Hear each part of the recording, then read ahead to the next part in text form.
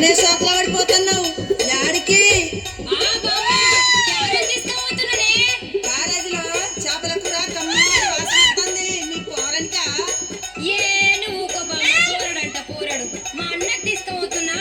అదేంటే మీ అన్నకు మీ వదిన తీసుకుపోతుంది కదా అదొక్కటి తక్కువైంది.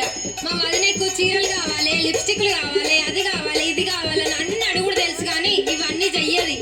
అవునా ఏం పనులు చేయదా మీ వదినే